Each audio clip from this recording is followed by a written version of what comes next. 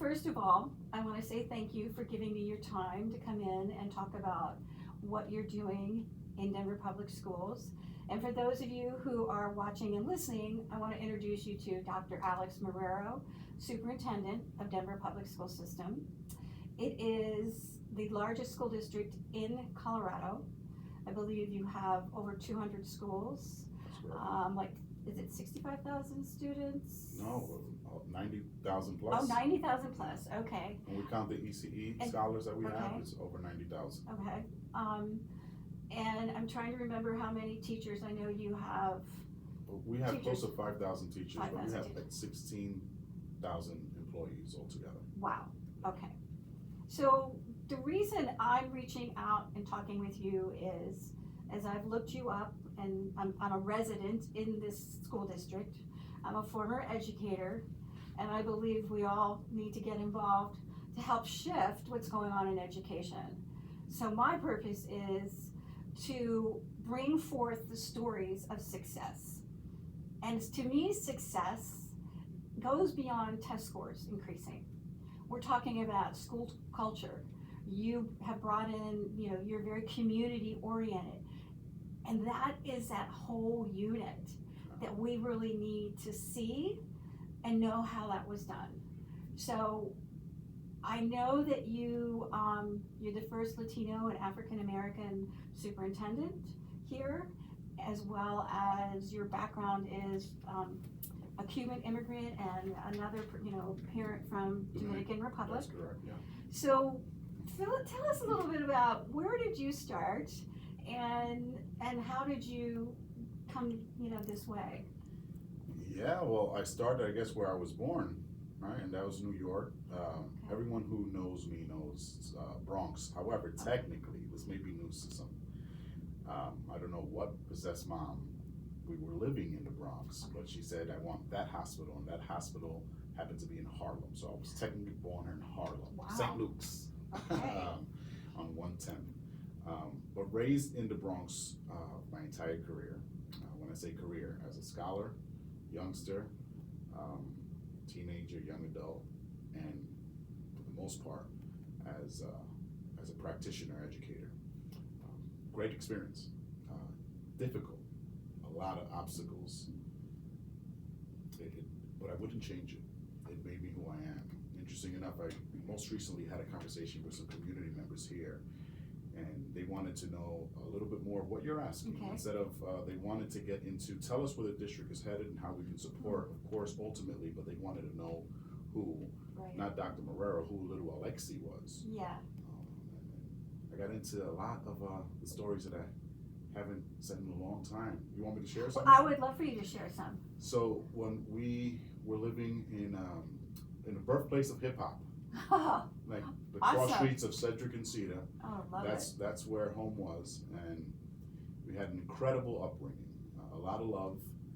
But now that I look back, a tremendous amount of poverty, things that now I, in this seat, in this role, I have to make sure that I can address well beyond what happens in the classroom. I feel like the role of an educator in particular, a superintendent, has evolved well beyond what it used to be.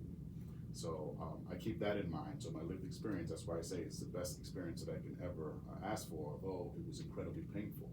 When I look back, we had a 1-bedroom apartment at times, and that bedroom was rented out because Mom had to figure out how to survive and provide for us, myself and my brother. Dad was mostly out, unfortunately, so it's her, and she was incredibly ill. So if it wasn't selling Avon on the streets of the Bronx, it was renting out the one room. And when things got really difficult, she would rent out the living room, which means the three of us were living in like the foyer kitchen area, like sleeping. And it sounds awful, and it was.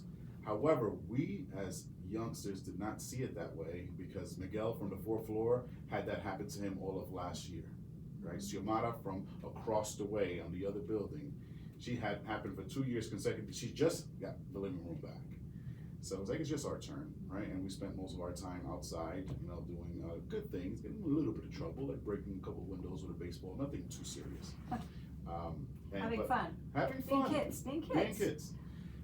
But it was incredibly interesting because when you look back at it, and it took, I guess, my exposure to way that others were living. I remember vividly when I convinced mom to take me to another school. I was a baseball player, and I wanted to continue with my friends that I met on the field. And the school that I was supposed to go to was in a tough part of the Bronx, like really tough. Like she was concerned. I had to take a couple of trains, and my brother, who was older, was a couple of years ahead, so he was leaving that school, so I didn't have, quote unquote, the protection. It's kind of embarrassing for me to say out loud then, but I get it. And I convinced her to go to another part of the Bronx. It's actually called Riverdale. If you're not familiar with Riverdale, there's a whole lot of wealth there, so much so that although it is part of the Bronx, they call themselves Riverdale. They're known as Riverdale, and it's incredibly affluent, $10 million homes and above. And the public school that was in there was very different than the one that I would have gone to and what I've experienced. And that was one of the first indications of, whoa, life is not what me, Miguel, Gregory, Emmanuel, Xiomara, Nicole, Manny all experienced. There's a different way of living, like what we see on TV that actually exists. So when I'm sitting in classrooms where some of my peers are saying that they're heading off to an excursion with their family overseas, it was out of the question. If we had a very good year selling Avon, we're going to the Dominican Republic. That's what I remember. You hustle well, you have enough for the ticket in the back of the plane. Everyone's grabbing 2 major pieces of luggage because we have to bring back stuff. Right. And that's what I remember about trips. Also conversations that they were having clearly at home in terms of what was happening politically. I remember Bush conversations, the first Bush, and at the time, like Mayor Dinkins, we're not having those conversations in my home, in my block, right? So that was my first exposure. It was a little bit of a complex. I'm like, I don't belong, right? Luckily for me, the baseball, I was a good student, and a little bit comical, right? So I was able to fit in, but I always had that complex. I don't belong in this group. I wanted to come here, but I don't belong. And those stories always resonate with me in my decision making here. I think of the little Alexi who's living in the rafters, right? Or pretending or perpetrating. So I always think of those.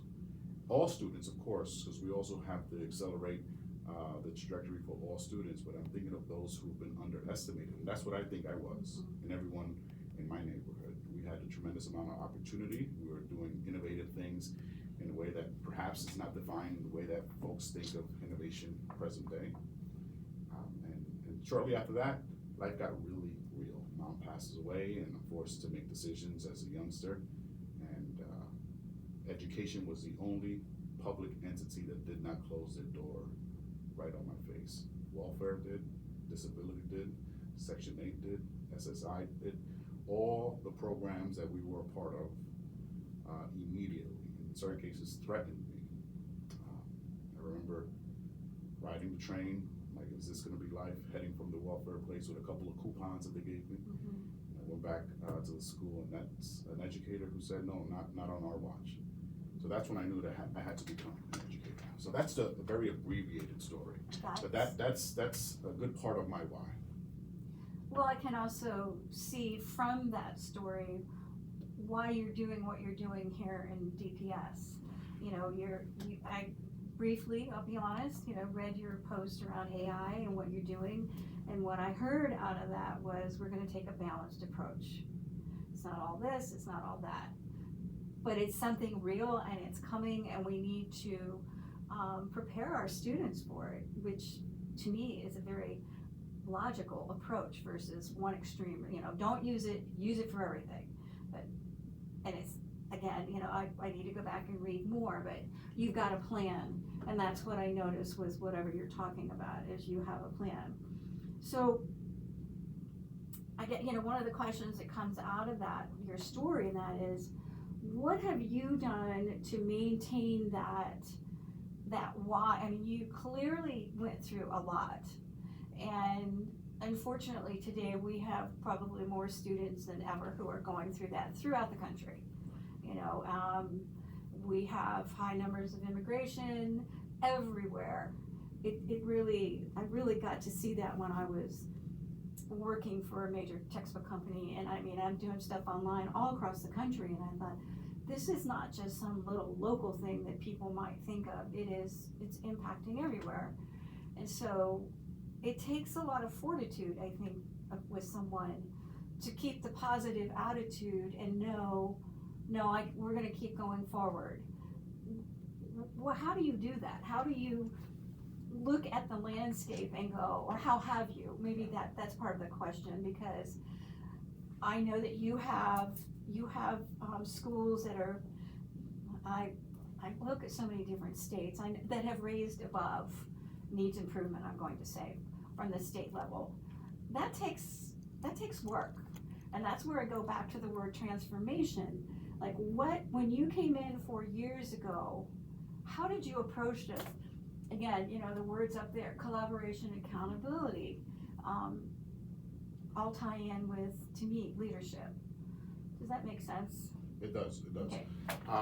So the experience, I want to say, in my case as a superintendent, it's paramount in decision making, because it's in essence decisions that come from this office, although they're community informed and sometimes even community led. It really shifts the organization. So my caseload is much larger than teachers and counselors and so forth. So I want to just put that in perspective. But it's no different than the lived experience of all of those educators that we have in the system. Right. So in my engagement with those budding either superintendents or those who are budding educators in any capacity, I always ask them the same question that you asked me: what's your why? And your why defines your purpose. Right. So that's my plug of saying I'm always interested in understanding folks' why, because it leads to how you engage in the work, and the way that you phrase that question in terms of keeping, I guess, the courage and the fortitude is what you use in the decision making. And it's tough. I will minimize it in the way that I describe it, but it's far from easy, because the implications are serious. The political component is overwhelming at times, and they seem insurmountable. But when you just boil down decision making to a very simple rule: is it in the best interest of students? Then the decision is not hard at all. No, it may cost you a tremendous amount, heartache, years of your life. In certain cases, that's not an exaggeration. I know some mentors and folks who I would love to emulate, who are exceptional, well beyond the capacity and skills that I will ever have, but are no longer doing the work or no longer with us because of the tough decisions they've had to make. I realize that I'm potentially taking on a tremendous amount and sacrificing, like me and mine. And it's not that I'm interested in being a martyr. I'm thinking of that little Alexi experience. Right. And although I had my struggles as I described, I'm not going to say that it's any worse of an experience of what others are experiencing. And even present day, I carry around, straight over there in my bag, a 4-page letter, beautifully written. By now, that young lady must be 7 years old, because she gave it to me 2 years ago when she was 5 and my son is 5. So when she handed it to me, I said, "You're my son's age." And it's written beautifully in Spanish, and she's detailing her journey from Venezuela through South America, Central America, where she witnessed death, Mexico, where she witnessed rape. This is a 5-year-old. And then through the Southwest to land here in the safe haven that is not only Colorado, a DPS school. And that is what I needed at the time to continue our battles, because that experience, I'm not going to say that I'm going to rival it with mine. It's a different type of struggle. Right. So as I've always used little Alexi, now I'm using little blank for the sake of not sharing her identity. But she doesn't know how impactful that letter was. I've been carrying it for 2 years straight, wherever I go. So that amount of sacrifice and courage and fortitude that I see, and the resilience in the families that we serve and students that we're supposed to educate, are my driving force. I'm not going to pretend as if it's not difficult, and we, just like prize fighters, eventually, some of these blows hit you, and they hit you hard. But it's the best way to engage. Now, towards transformation, what I inherited was an incredible system, first and foremost, right? As the saying goes, the bones were strong. However, it was incredibly disparate in the way that it was engaging. Before I speak about 5 years ago, let me go back centuries, if you will. Okay. The Jeffersonian model of education, Thomas Jefferson. Mm-hmm. It was tacit. It's illustrated beautifully in Hamilton the play. You know, you can do commerce, treasury, do education, and human education. So what he did, and there are others who do this, share the story much better. It's the haves and the have-nots. Have-nots, right? And then after a little bit of pushback, they discovered, I guess, that in the have-not section, there's there's some brilliance happening there. Mm-hmm. Right? I think the saying is that they went and scraped some of the rubbish away from the have-nots. Right? And that's been the foundation of education since the days of yore. Mm-hmm. Right? So in an ideal state, what I see is a system that was not designed for me, surely was not. Right. Still not designed for those students, not for that beautiful young lady who gave me that letter, right? Because they wouldn't have imagined that we would have had that type of influx of new arrivals back then. Right, that's So true. it wasn't designed for them. So Right. we're working in a system that's not designed for a certain population or certain groups, right? Those historically underserved. So you will love to wipe it clean because you can't build on a faulty foundation, Right. but we know we can't do that, especially rebounding from COVID. Right, So that's true. But the approach that we're taking is truly transforming in a way that it addresses one of the hardest parts, which is the efficacious work that needs to happen, the reset of mindsets from fixed, right? And to heading towards a more of a growth mentality. And that work is so difficult to do, especially in an organization of our size, because the resistance is real. Sometimes it's explicit. Bias oftentimes it's not, right? It's implicit and folks are just unaware. But I inherited a system where, to me, it was clear that there was even segregation happening in how schools were grouped. Mm-hmm. And it was couched as innovation or a new way. Right. I guess faux transformation is what it was. Right. And to me, it's a spitting image of what we believe, or at least we say we're not about, which is educational equity. Right. So we started addressing it, articulating it, and then creating structures to eradicate it. So with that, because one of my big areas of focus is literacy, because I've been in that for so long, and it's like the same problem comes up everywhere. And to me, it gotta go back, this may sound repetitive, but it goes back to leadership with the vision, collaboration, and accountability. So again, as you see on LinkedIn and different places, everybody's talking about literacy, and there's this program and there's that program. And the bottom line, from what I have experienced as a facilitator for 20 years, is if it's not implemented correctly and there's not support for those teachers, and I know fidelity is a word that some people kind of recoil from, but in the beginning, to me, it's like learning how to cook. You take that recipe and you use it over and over before you maybe enhance it or you shift it a little bit. But because literacy is reading, writing, speaking, and listening, which that's the other thing, I don't think people understand. This is not, when you look up data, it gives you, reading scores.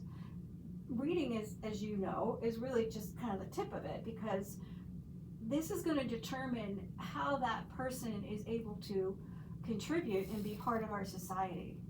Speaking, especially now that we have multi-language learners everywhere. It's not just for them, but we want students who can know how to listen and have a conversation and ask questions and engage, how to speak with an employer, find out, interview, things like that, and then write, how to, putting it in writing, and then reading, not just to learn how to read, but then we have to be able to, the reading rope, put it together, phonics, etc., and then comprehension skills. So what is going on in your district as far as that goes? I'm familiar a little bit with some of the curriculum that you're using and some that, where are you in that journey? Yeah, well on our journey, and you're absolutely right. The argument that, it's not even an argument, it's a fact that if we're assessing students, doesn't matter what discipline or subject it is, we Right. all know that we're assessing literacy, right? It's a Exactly, foundational of exactly. everything that we're doing, in particular when it comes to what we embrace here, those who are language learners, Right. either way, right, or multilingual learners. Right, Aside, it starts with high quality instructional materials. So what I inherited, and again, an incredible system, a lot of flexibility, I would say couched as innovation, and I'm all for autonomy. I myself was a Right. semi-autonomous principal. I was allowed to explore, work with the community, serve my community. If I went too far back, then Right, perhaps I was right, brought back by my right, superintendent. right, So I am not someone who's against innovation and community-led. It's how I lead here as a district leader. right, But if we are exploring something that we believe or love, I think love is sometimes what gets in the way of good practice. Because we can love on the child and the scholar all we want, but Right. we sometimes do not realize, and also the student, the parent, who also appreciate that attention and love, not realize that the outcomes are not there. So, as harsh as it sounds, you're contributing to the disparate realities that we're dealing with. It reminds me of when the Common Core standards came in and people were like, you're trying to tell me what to teach. And I, as an educator, because I was in the classroom still then, was like, oh, thank you. There's a step, there's a staircase. There's a scope and sequence. And I never saw it as you're taking away, you actually were helping. And I think it's more important today than ever because of how transient students are, not just within their own school district, but across the country. So if we have a model that says, this is what's being taught at every grade level, particularly reading and math, I think social studies and science and all that is also important, but those basics, those foundational things, so that a student doesn't move and all of a sudden they've missed the whole multiplication curriculum because that was taught earlier. Yeah. So to me, but that also goes into the conversation with teachers around, but I just really love it. Yeah. I know you love teaching dinosaurs, but and I'm not trying to, those of you teachers listening to this and anyone, I'm not being mean. It's just, it's been a fact.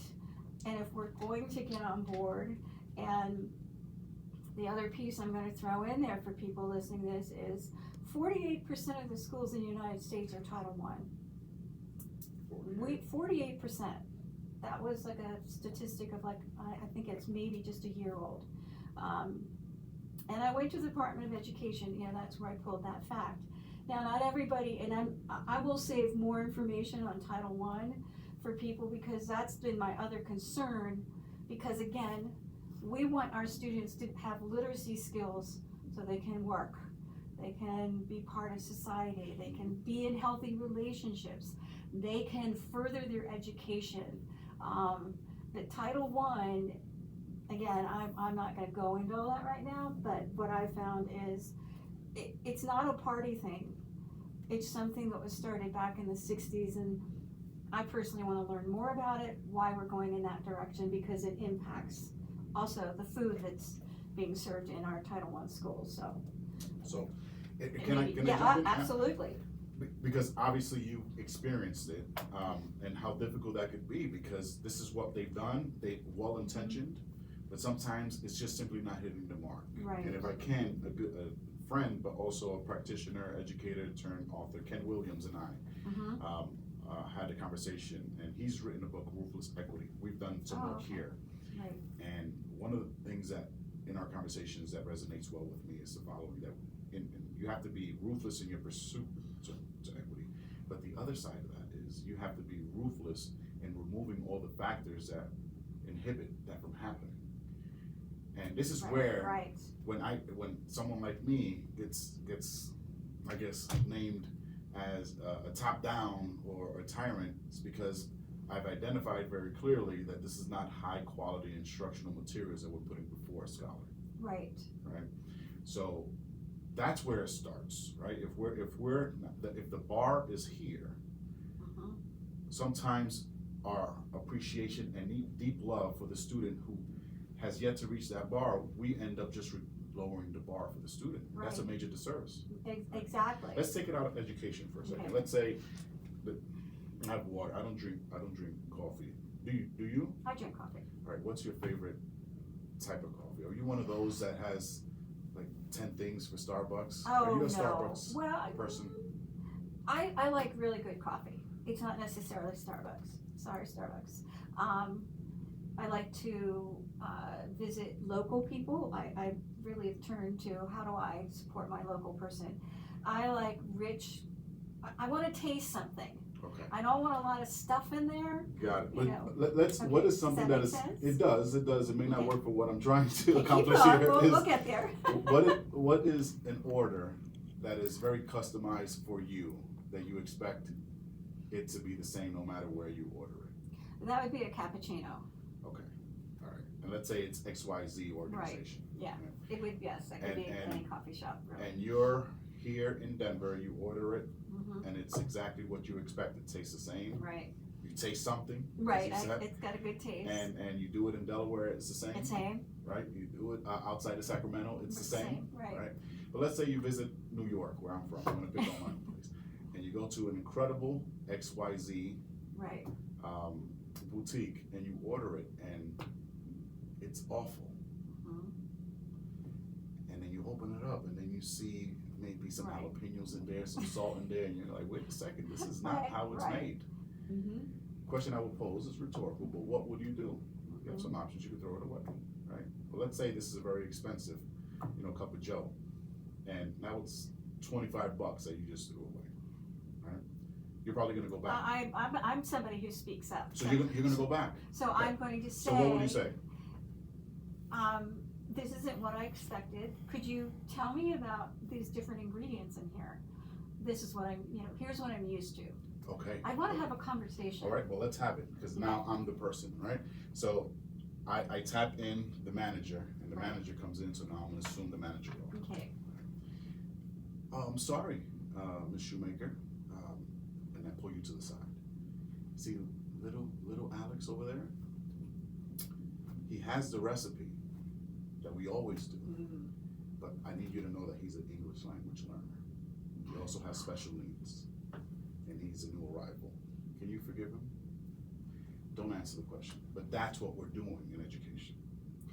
That's exactly what's happening in education. It is a non-starter Yep. when it comes to the real world and as a consumer, but here we're really just lowering the bar. We are, and we're setting them up for so much frustration and not even being made aware of where they can go and tap into that. And everybody has a story. We've all been through something. Different people see it different ways, but the bottom line, and this goes back to what you were saying in the beginning, is what are you going to do with that? And something as an educator, when I taught at Roseville High School, we had 17 different languages. I didn't even realize until years later, like, oh, we were a Title I school. I loved it. But I would, hold kids accountable and just say, I care enough about you to not let this just slide. I wanted them to learn how to engage with me. If your homework isn't in on time, tell me why. I said, this is a negotiation. These are skills. These are life skills. You can't just walk into your job and say, oh, and that situation that you just, shared, I'm sure that goes on. Yeah. Versus, let's pull that kid aside. We're going to show you how to do this. And this goes back to one of my own thoughts, thinking is learning is a process.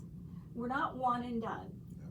And when we go for just scores and things like that, we're not taking the time to do whatever it is and then reflect. Yeah. And teach So in terms of learning being a process, that's one of the anchors to our strategic roadmap here. Mhm. So we have 3 experiences that make up what we call the DPS, the Denver Public Schools experience.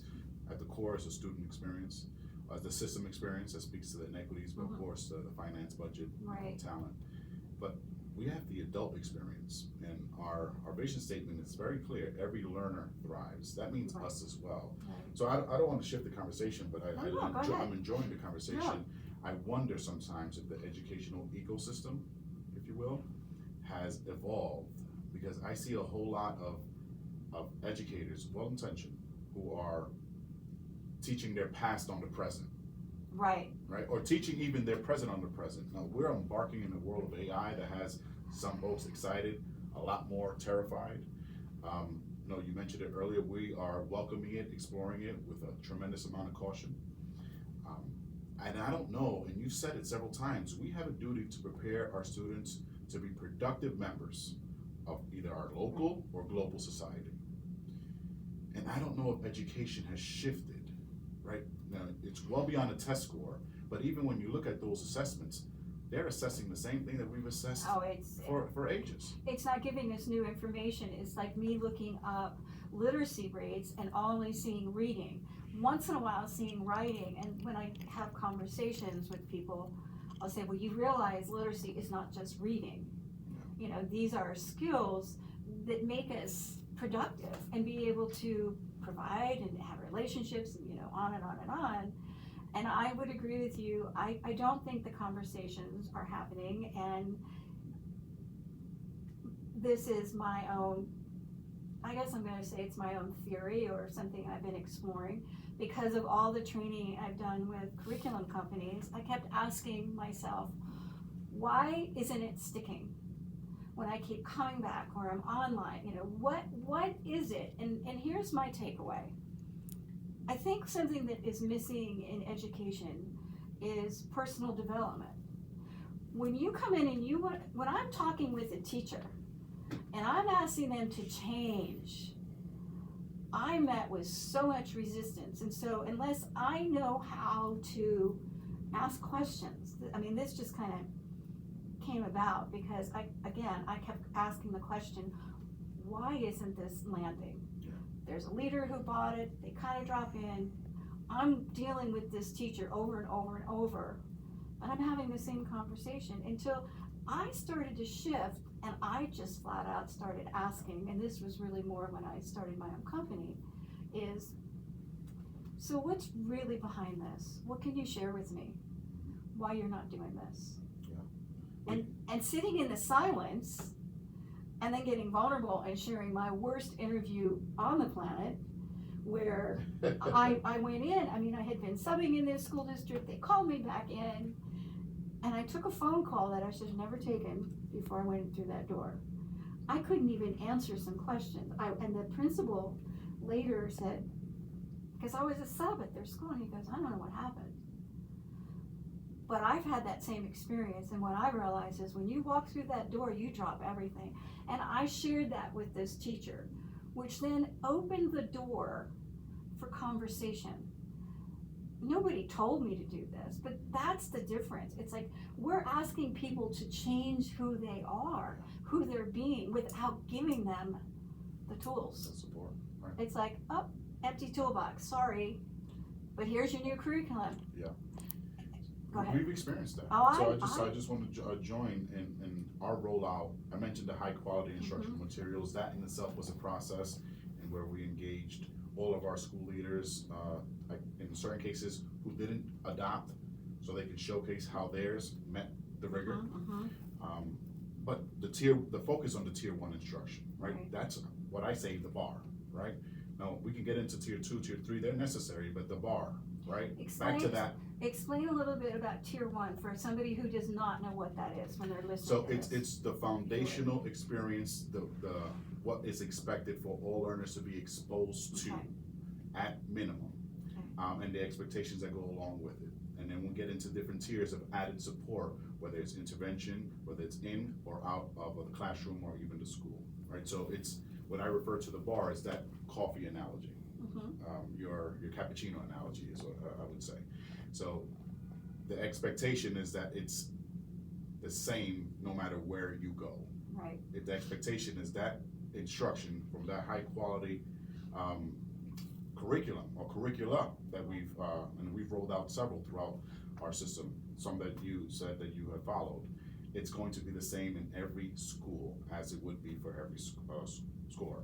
But what you mentioned was professional learning, identifying the curriculum and saying, okay, here's the expectations, where the support is coming. And what you hit on is something, a bit of a phenomenon, unless you've experienced it as a receiver, or in your case, as you explained, as someone who was providing support. We do job embedded training, a great way to roll out any initiative, and also to make sure you have a pulse on whether it's working. It's for me to be informed, right? We do a tremendous amount of ongoing support and instructional coaching. But here's what I've noticed, and here's what perhaps we all need to do better. That instructional coaching in certain times turns into what you just described, more of an executive coaching experience. When you tap into the real issue that is happening, because it's what's underneath, right? Because we're all professionals, we've all been trained, we're all certified, especially if we're in front of children. So I although there's always a learning curve associated with adopting something new, I trust that the educator will get there. As we've rebounded from COVID, what I'm realizing is that we haven't gotten deep into the real issue, not only for our educators, as you just described. I'm wondering if there's still a lot of that happening when it comes to our scholars. From instructional coaching to executive coaching, that's a realm that I don't think has been identified. Perhaps we just identified it right here. I believe we have, and I think it's the first time I've really articulated it like this, and I've done my best to do that with, the leadership that I've worked with. At the same time, as I'm always developing something like, what would a training look like? It's embedding that, because to me that's tied in with mindset and social emotional learning, which I have seen just become a label. And there's a little quiet place to go. Okay, what's happening? And I recently, 23-24, in a different district, did 2 long-term, and wow, did I, one was 5th grade, one was 4th, and I had quite an eye-opening experience. I have the background, so I knew what to do, but at the same time, I wasn't prepared for the behavior, the low, really where they were. I went out and bought books. I brought books in, went to thrift stores. At the end of the year, everybody took them home. I had silent reading. Can I be on my, Device. Chromebook? No, you can't. Can we have the lights off? No, we can't. Thank you for asking. And I saw such a shift, and I said, everybody has to have a book at your seat. If you are finished, you can draw or you read, but there was just a monumental shift, and I think that's something we're not doing enough of, and we're not doing enough of that during the school, which is shameful. But back to that experience, I think his name was Andrew Burger Grill. So I'm wondering if he's out there. I haven't seen him since the 6th grade. He probably is. I found somebody from 40 years ago. But I remember this. I can remember a name. Yeah. Because he was very much into politics, and clearly his parents were. Right. I remember us in social studies class, and he was going off. I think he said, "Oh, you're going to be a Republican," and I'm thinking to myself, "All right, I don't know if I've ever met one of those. Okay, he's sitting right next to me. Okay, and Andrew was a pretty cool guy. So it's just it resonated because he kept referring to what he and his father read. Read. And no books in my house. There was no books in my building. If it was perhaps some magazines here and there, a lot of sports, like we would engage in some sort of reading, but there was no reading time happening in my upbringing, at least not outside of school. Right. And I don't think that it was frowned upon. It was just not, and perhaps even culturally, or the availability even. And the stress of surviving, I think. Right. But here's what we're trying to do here, if I can. This is not a plug. This is something that I'm so proud of. That experience clearly still impacts me. But I also realize, and we can agree, what happens when we are engaging with grade level texts and tasks, right? Right. That's back to the whole tier 1, right? But even if it's reading for pleasure, right? I didn't even get that experience. I became an academic much later in my career, and then catching up to what I could have been exposed to. So what we're trying to do here is through our community hubs. Yes. Community hubs can be a podcast in itself, just Right. so we're clear. It's one of the incredible initiatives that's transformed lives here in the city of Denver. But what we have there are vending machines with books from all types, all levels, all languages, and our families mostly are those who've been underestimated, just like my family was. What we are encouraging them is to identify a piece of literature that not only guardian, parent, family member can engage with, the scholar. Why? That's my way of trying to create that experience that my peer from middle school had, that to me was just a different world. Right. I couldn't even follow the conversation. You're reading with your dad. I'm happy when my dad is around because I don't see him. No, Right. Everybody wants to see the Right. father figure. Right. And with mom, there was always a language barrier, Mm-hmm. and she had to do what she had to do to make sure that we were fed. That's right. So it was just not in our world, realm of possibility even. So we're trying to eradicate that, because here's where I think the cheat code of reducing and eliminating the gaps that have been persistent when it comes to certain student groups. Mm-hmm. It can happen in our schools, and I trust that it is happening in our schools, right? So I have absolute faith in our educators. But the fact that we have not seen it evaporate, the gap that is, Right. it's not because it's the school, it's what happens outside of school, before, after the school day, during breaks. The summer slide is incredibly real. Right. My Spanish was awful during the summer. It would be ridiculed by my relatives in Dominican Republic Mm-hmm. because I wasn't using it as much, Right, just with right. mom. And then my English was awful, and I would stutter when I would come back to school in September because I was just speaking Spanish for 2 months straight, right? So the summer slide for me was twofold. Mm-hmm. But what if I had an opportunity to engage in a very purposeful way, and ideally with someone who's a loved one? Right. I think that's what's missing in a lot of our households. We're trying to change that, a family at a time here. Well, I think that's an admirable thing to be doing, and it is important because it brings them together. There is Dolly Parton's literacy system, you know. I received those books. Okay, I And love I read it. it with my I children. love They're a the little fact- older now, but Yeah. when they were younger. I love the fact that, you know, it's just based on a zip code. Yeah. You know, anybody. I thought, how wonderful is that? Well, we've really covered a lot. I'm trying to think what else. Well, let's talk about something that can Okay. derail any progress or any aspirations.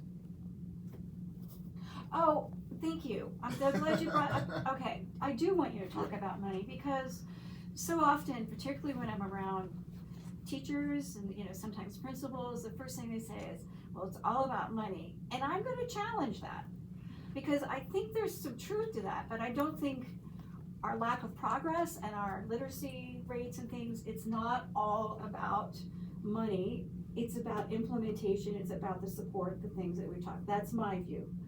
You go right ahead. Yeah.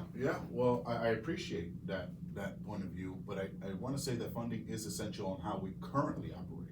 Exactly. That's for sure. Right. Because tough decisions will have to be made if Right. the funding formula shifts or less is put into the pot. Currently here in Colorado, as much as we say that we have one of the highest rates of education professionals, Mm-hmm. those are folks with PhDs and masters. That could be the case, but in our K12 system, we're Right. in the bottom Right. 1/3. I think we're 40, anywhere from 45 to 47, perhaps 43 at its best in terms of how we're funded across the 50 states. That's deplorable, right? So we're It doing is. a lot more with less. So the fact that there's considerations of even putting less into the pot will be devastating, not only for DPS, for all the districts here in the state. And in our context, no, we're potentially looking at the federal government also pulling away some funds because of us doing the right thing for our Right. families here. So I won't minimize it because Right. that has major implications. But I think the point that you're making is if we have the whole concept of a village, right? It takes a village to raise a child. Right. Right? If Exactly. we have the community, whether it's nonprofit, for-profit organizations, when I say for-profit, Denver Broncos, Exactly. right? And a tremendous amount of money exists in society. Right. Unfortunately, sometimes educators are always begging for more, and they're underfunded. But I've seen in certain situations and where the incubation happens, and there's a protection around the community, and no matter what's happening across the system, Right. no, it doesn't impact them. So I do agree with you in that component. From my seat, though, it's Right. incredibly concerning. Exactly. Because I perhaps can have that in certain pockets, but I'm responsible for all 200 plus schools. Exactly. And without that whole community support and advocacy, the situation can turn dire very quickly. Well, and you bring up a really good point, particularly about right now, because of just how things are being put out there and not put out there.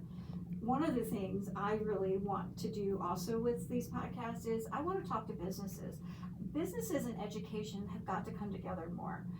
You have a lot of schools in the district that are getting, hands-on learning and skills that translates into college credit and things like that. At the same time, I just, business can't be over on this side saying, well, kids are coming out and they can't do this, that, and the other. Okay, so you come in here and let's bridge that. I know I inherited a really great program when I went into this one high school, and one of the classes was, what was it? I had the title changed, but anyway, it was for seniors. And I kept this portfolio, they did a job portfolio, and businesses came in and actually interviewed them. And there were some, so there's some real life, like, no, you're gonna walk out of here knowing I know, we renamed it Adulthood 101 from Senior Survival. I said, let's get rid of let's have a whole new take. You're 18 and everybody wants to speak up for themselves, so here you go. But all of them came away with really like, wow, and I thought, we've got to do more of that. There's got to be more of a bridge, even just to have the conversation. Yeah. So, Absolutely. but I agree that money is a factor, and I think too often some of the conversations I'm hearing is, yeah, but, and I said, well, what about what you do have? Let's take a look at what you do have. And again, I'm also about creating sustainability. So whether you're doing a train the trainer kind of model, or building in-house, so that it's not always somebody from the outside coming in, Right. and that cost. So this has been a great conversation. It has been. We can go on forever. I know. Is there anything else in particular you want people to know? And I said, particularly with the context around, well, I know that all different kinds of people, whether they're educators and parents and things, but if this is a leader who is in a position of really wanting to transform, what are some suggestions from you? In any context, or is it education? I'd say education, but if there's something, else that you feel compelled to share, go ahead and share that. Well, I think it goes across industries. I think it's courage, right? Especially during this climate. I have the golden rule, which is it in the best interest of students? If you can, it doesn't matter how complex it is, if you can just boil it down, right? There's several protocols that you can do mentally, or if you want to write it down. Right. Keep asking the why and ultimately get down. And then the path is pretty clear. The courage that it takes to keep going down that ladder to get to, is it in the best interest of the students, and if so, let's move forward. It should not be taken lightly, and I don't. But what I can say is every recommendation that I've brought forward to the honorable members of the Board of Education, I can defend to I'm no longer here, right? It's always in the best interest of the system, Right. for all students, with a particular focus of those who've been historically marginalized. Because I believe that's why I'm here. That's why I said yes, and that's why I was brought here. So I would say make sure that you develop the courage to be disliked, because the people who matter will appreciate it. So I think that would be my advice. I I know that one. You know, telling the truth isn't always comfortable, but again, I agree with you. My motto is it best for students? What is best for them? To help teachers, you know, shift into that. What's on the horizon, like your vision for DPS, next 5-10 years, or Yeah. which, you know, whatever you'd like to share there. Yeah, I'll do the next 5 years. So we're in our last year of our strategic roadmap, which helped us tremendously, not only coming out of COVID, dealing with a tremendous amount that the district was going through at that time when I arrived, and it's guided us incredibly well. And that's not by surprise, because the way that we embarked on that journey, it was rooted within the community. So it was truly a community-led way of developing an equity-based strategic plan.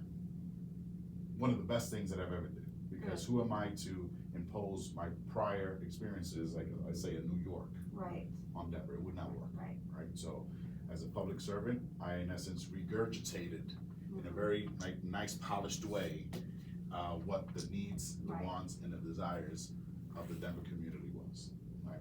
And we're embarking in I guess the 2.0 version of that this year, right? As this one comes to an end, we're embarking on a new one. We're gonna do a modified way of doing the community engagement instead of a true like listening and learning tour as I did. We're doing for those members who have been incredibly engaged and active in our system. Because although we have 90,000 students, and I say 250 constituents, because like in my case, I didn't have 2 guardians, right? So I like to multiply by 1.5. So 90 times 1.5 gives us around 250,000 constituents. I can't tap all 250,000 individuals on the shoulder and ask them, hey, Ann, what do you think? But what I can do is engage with those who are pillars in the community who represent, and are honorable members of the Board of Education, are duly elected to represent certain regions. So I'm taking a more of a purposeful approach to make sure that I capture the community as we engage. So that is a little bit of let's hold on and wait, right? Because right now we have yet to hear what the community is asking for now, 5 years after the fact. We have a good indication. The equity work will continue. Protecting our populations will continue. We've seen that happen in the last couple of years here in particular, and it's been on the national forefront. I believe 2 areas that'll be somewhat unique. Well, they wouldn't be unique. I would hope that folks are continuing to look at sustainability and climate action. We're leading the charge there. And this is the area where everyone should be dabbling in terms of what artificial intelligence is going to do to the education space. So those are the areas that have been yet defined, but you can anticipate those being part of our strategic plan moving forward. One other question to build on that a little bit. What would you say to people, whether they're here or anywhere, is they don't have children, you know, they kind of feel like, well, you know, I don't have any kids in school, so it doesn't really matter. And yet, my view of it is, it's everybody's responsibility. What would you say to them, and how they could get more proactive in knowing what's going on in their school system? Just like we said, literacy is the foundation of all the assessments that we can imagine. Education is the foundation of every profession and industry. And even in those cases where there are some individuals who, whether they're early empty nesters or do not have students in the system or children, they were students themselves. So think of little Annie, the classroom that you were in. Think of little Alexi sitting behind the desk. So I would ask them respectfully to think of your experience there, and what could be better, and what worked well. And that's how I would like to get you involved, right? So I can make sure that I can address what you experienced, but also as an invitation for them to pay a little bit more attention to what I believe is the cornerstone of our democratic society, and that's an educational system. Well, I can't thank you enough for all of your time and this information and sharing it and getting it out there. I love what you're doing. I don't know how you keep up with yourself. I know I haven't even gone into all the different recognition you've gotten nationwide that I would encourage people to look you up on LinkedIn, and as well as if people were to contact you, or how would they do that? Like somebody from across the country, or that maybe wanted to reach out and. Well, we have several ways. You Okay. mentioned the social medias, although that's sometimes difficult because we get a lot of correspondence, and some of them may not be real people, right? Right. So, Yes, but I have a DPS superintendent page. That's the best way. Oh, okay. It has all my contacts there. Okay. So Great. I think it's as simple as like dpssuperintendent.dpsk12.org, Okay. and perhaps we can put it into. Oh, yes, well, the I'll tagline or the I'll add description it of into this. the description, you can pass that on to me. So as we wrap up, and noticing that, fun is one of your, what do you call these actually? These are our core values. Your core values, Yeah. okay, thank you, wanted to get the right, term. So your core values is, as I was thinking about doing something different, what I came up with were songs. No, okay. Okay, so, what 3 songs come to mind for you that there's a connection to education? And Okay. so I'll share mine. My first one is Pink. What About Us? Because Okay. when I hear that song, I hear kids. All right. Like, what about us? The next one would be Under Pressure by Queen or David Bowie, depending on which one you listen to, or there's one where they do it together. And to me, I hear teachers and educators, like, just, they're under pressure. They have been for a while. And then the last one is Michael Jackson's Man in the Mirror. I think we live in a time where we could all take a look at ourselves and what are we doing and what can we help with everyone, our community. That to me goes out to the community. So those are my 3. All right. If you don't have 3, that's okay. Well, I'm gonna give you 2. Okay. I mentioned Hamilton the play, and in there's a song called My Shot. Okay. Right? Have you heard it? I probably have heard it, but I'll have to go back. It's and good. It's like hip hop Okay. song. It's pretty neat, and that I think it's somewhat newer, right? Because the Okay. other one I'm gonna go way back. Okay. And it speaks to opportunity. Okay. Right? So my shot, meaning this is my shot to shine. I think during that play, he was just articulating that this is his opportunity to become president. Mm-hmm. So, in context of our students, this is your shot to show what you're capable of, right? Yes. The other song is actually a defense for all the stressors and the attacks that are potentially going to stop said student from getting their shot at success. And that's Public Enemy's Fight the Power. Okay. So, no, I didn't go that far back. That's right? okay. But, and that, I think, is self-explanatory. I think we have to fight the power, the oppression that is Mm-hmm. that exists in our internal system, but in particular now, Right. unfortunately, I would never have fathomed that I'm gonna utter these words. We have to fight the power from the federal government. Yes. No, I agree. I never thought I'd see this either. So, well, great. Thank you so much, and I will continue to follow you, and I'm sure we'll have another conversation. I would love that. All Thank right. you. You're welcome. Thank you.